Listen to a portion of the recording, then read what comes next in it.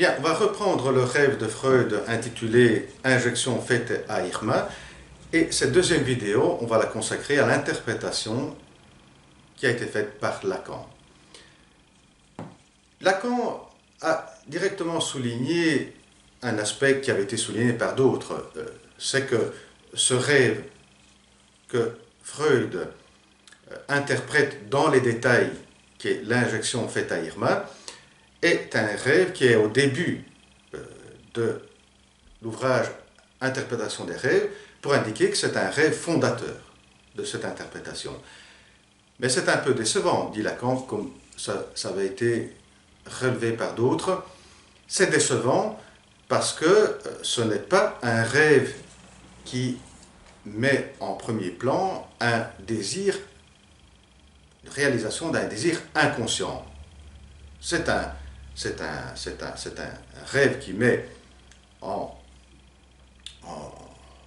premier plan un désir qui est tout à fait conscient.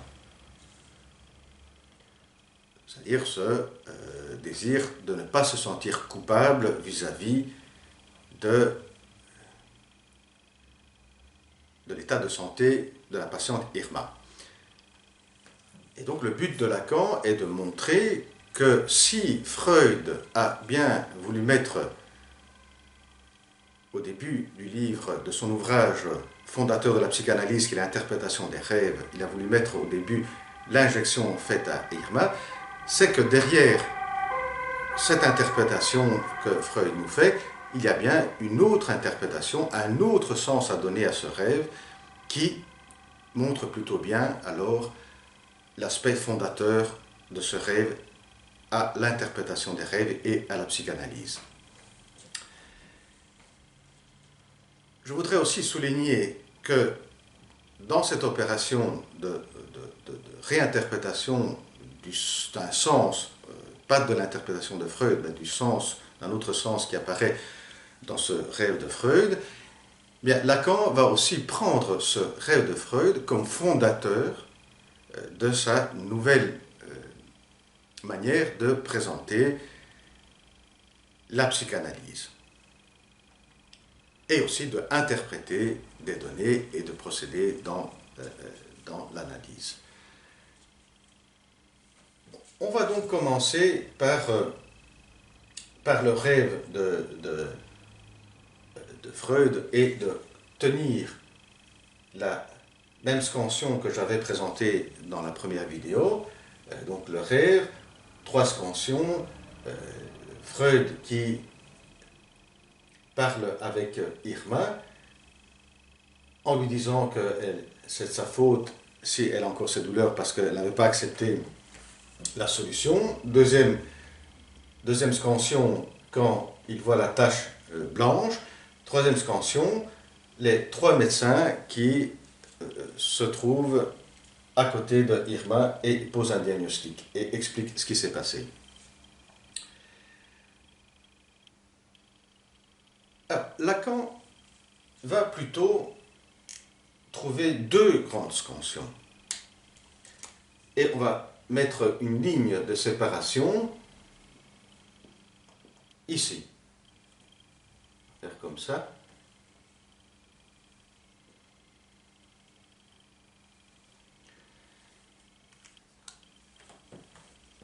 Sur la base de quoi il pose ces 2 scansions? Bien, sur la base du moi de Freud. Dans cette première scansion, le moi de Freud est bien présent. C'est lui, c'est Freud, dans le rêve, qui, avec son moi, parle à Irma, et c'est le moi de Freud, c'est Freud avec son moi, son ego, qui va regarder la tache blanche au fond de la bouche. Donc on va mettre ici scansion A, et la scansion B se fait autour du moi. Dans cette deuxième scansion, ce n'est plus le moi de Freud qui est représenté, qui est en première ligne. Ce sont les médecins qui vont s'occuper de la patiente Irma, et le moi de Freud, l'ego de Freud, va disparaître et faire apparaître plutôt ces trois personnages. Et par après, nous allons voir que ces deux scansions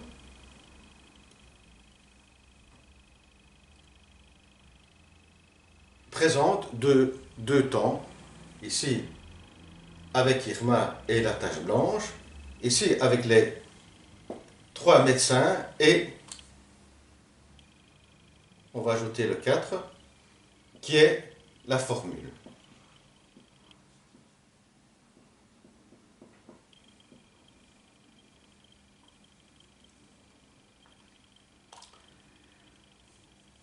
Voilà. On va commencer par cette première scansion où le moi de Freud est présent. Et là, on voit bien comment Lacan va s'intéresser, parce que c'est le thème même du séminaire, sur le moi, c'est-à-dire la fonction imaginaire du moi. Une petite introduction sur la fonction imaginaire du moi. Quelle est la fonction du moi? C'est la fonction de unifier. Hein. Il faut se souvenir du stade du miroir. L'identification à l'image que l'enfant voit sur le miroir, reflétée sur le miroir, donne une unité. Ça, c'est un des aspects essentiels de la fonction de l'imaginaire et de la fonction du moi. C'est de donner une unité. Une unité qui est à la fois sur ce qui se passe en soi que sur ce qui se passe en dehors. Et là, Lacan nous donne des indications tout à fait utiles, intéressantes, sur comment l'homme a aussi une tendance à créer les objets. Par exemple, une armoire. Ici, si on regarde cette armoire, elle a des pieds qui sont des pieds qui ressemblent à des pieds d'un être humain. De comment on va rendre humains les objets qu'on voit et leur donner cette unité. Donc ça, c'est un peu un rappel à la fonction de l'imaginaire. Bien, dans cette première scansion, on voit d'emblée que quand Freud donc s'intéresse à Irma, alors pendant l'éveil, quand on est éveillé, quand on est conscient, Freud traite Irma, voit Irma comme une unité. Alors que dans le rêve, cette personne Irma va être confrontée à d'autres femmes. Hein, on disait qu'il y avait 3 femmes qui sont là présentes. Et Freud les évoque parce que l'image même de Irma présente des détails qui peuvent évoquer d'autres femmes. Alors, ce qui veut dire que quand on est éveillé, quand on se rapporte aux autres, au monde, à la fois aux objets, mais aussi aux personnes, eh bien, il y a cette fonction imaginaire qui est de unifier, alors que de fait, il n'y a pas d'unité. Et là, on voit comment cette fonction imaginaire est là à couvrir aussi d'autres détails qui vont apparaître dans le rêve. Donc, dans le rêve, la figure de Irma, de sa patiente, présente, donc le moi de la patiente Irma, présente d'autres moi. Voilà. Quand Freud s'approche, donc le moi de Freud s'approche à Irma et regarde sa bouche, là, Lacan dit, ce qu'il va voir, c'est une scène horrifiante. C'est terrible. Chose que d'autres psychanalystes avaient relevée, c'est qu'une autre personne, à sa place, se serait réveillée. Il y a un réel, voilà, ça c'est le terme que Lacan va utiliser, c'est un des 3 registres qu'il introduit dans le monde de la psychanalyse, donc l'imaginaire, la fonction de l'imaginaire, et l'autre registre, c'est le réel. Ici, c'est le réel qui se présente et qui, pour une autre personne, aurait été suffisant pour le réveiller. c'est l'angoisse. Donc l'angoisse qui se présente ici. Et ce qui pousse Freud à continuer le rêve, c'est cette envie de savoir, de connaître pourquoi cette tâche. Voilà qu'on commence à comprendre aussi dans quelle direction va l'autre sens que Lacan trouve dans le rêve de Freud. C'est ce désir de savoir, de connaître, de découvrir, qui est horrifiant, qui provoque de l'angoisse. Deuxième scansion, c'est que là où on disait ce regard sur la tache blanche aurait réveillé quelqu'un d'autre, Freud continue, et quand il continue, qu'est-ce qui va se passer? Voici cette deuxième scansion. C'est que le moi de Freud disparaît. Il va s'étendre, dit Lacan, qu'est-ce qui va se passer? Est-ce qu'il y a régression comme d'autres psychanalystes avaient évoqué? Là, Lacan dit, ce n'est pas une question de régression, mais d'une décomposition spectrale de la fonction du moi. Qu'est-ce que ça veut dire? C'est que, ce qu'on disait déjà avant, dans cette première scansion, c'est que la fonction du moi est de unifier. Hein? C'est la fonction imaginaire du moi. C'est de unifier. Alors que, à la fois quand on a une relation avec le monde des objets extérieurs, que ce soit des personnes ou des objets, on a une tendance à unifier alors que ce n'est pas, si on se rapproche, unifié. Et de même pour soi-même, c'est-à-dire qu'on va avoir cette fonction imaginaire du moi qui est de unifier, hein, alors que, effectivement, le moi est une composition de plusieurs identifications, de plusieurs moi. Et ici, on voit bien comment Freud, en parlant de ces trois personnages, eh bien, il avait eu un contact avec ces trois personnages, et ces trois personnages ont eu une certaine influence aussi sur sa formation du moi. Et voilà que ici, ce n'est plus le moi de Freud qui apparaît, mais c'est une décomposition de son moi. Donc, qu'est-ce que, pendant cette période, et dans cette question de culpabilité, ces moi ont eu une certaine fonction, et donc c'est eux à parler. Mais également, c'est que voilà, il y a une scansion où le moi de Freud était présent, ce moi va disparaître pour faire parler d'autres, et où il n'y a plus un cerveau. Alors disait Lacan, c'est acéphale, c'est-à-dire que ça va s'étendre. Et là apparaît la formule, donc ici dans cette deuxième scansion B, il y a deux moments. Le moment où le moi de Freud va disparaître, il y a une décomposition spectrale de la fonction du moi, donc le moi va disparaître, et où une vérité va se prononcer, qui n'appartient plus seulement à Freud, qui dépasse Freud. Et c'est, donc dépasse Freud parce que ce n'est pas lui qui l'a dit, mais elle l'est dite un peu par tout le monde, et qui après se visualise par la formule, par un mot.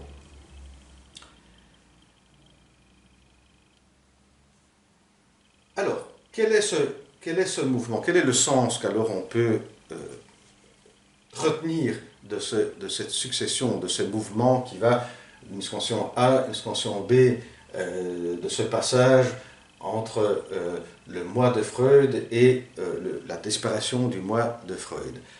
C'est que le sens à souligner est, par ce biais de la tâche blanche, où Freud veut connaître, ou veut découvrir, et où il va découvrir quelque chose, c'est ce sens de culpabilité qui voudrait atténuer. hein, c'est d'avoir découvert quelque chose, d'avoir poussé les limites outre de ce qui était établi par la communauté. Et c'est cette découverte qui lui donne un sens de culpabilité, eh bien, c'est une découverte qui peut être faite quand on arrive à dépasser les barrières du moi, hein, à dépasser tout ce qui est cette composition spectrale du moi. Quand on arrive à dépasser cette composition spectrale, la parole vraie peut apparaître, bien qu'elle soit prise par le sens de culpabilité, parce qu'il découvre quelque chose, il va dire quelque chose de vrai qui n'était pas encore accepté par la communauté. Cette parole vraie peut être dite quand on dépasse cette barrière imaginaire, et quand on la dépasse, cette vérité n'appartient plus seulement à Freud.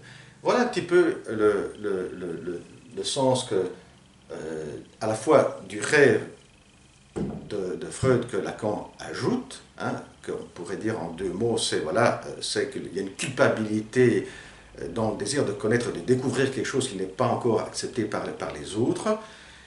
Ça, c'est une chose, donc c'est le moment où Lacan va donner un nouveau sens à l'interprétation du rêve, injection faite à Irma.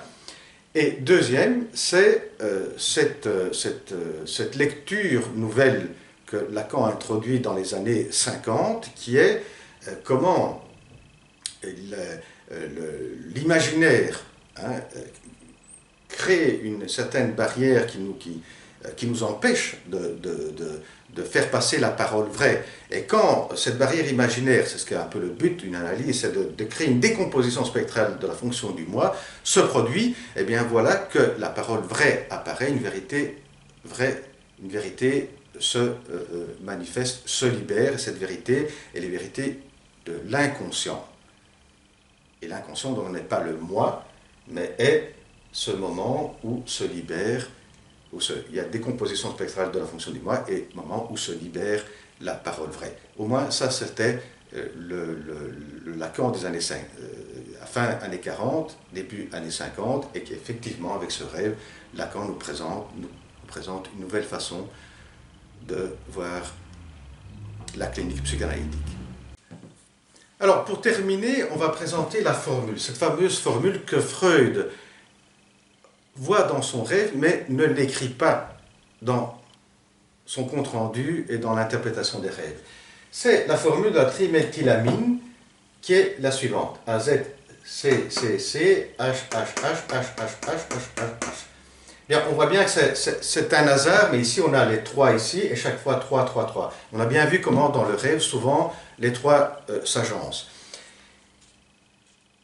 Pour conclure, voilà, en résumant comme ça, on voit bien que ici, c'est le symbole pur qui apparaît. C'est ça que Lacan, à la fin, sur lequel Lacan veut mettre l'accent. C'est le symbolique, en effet.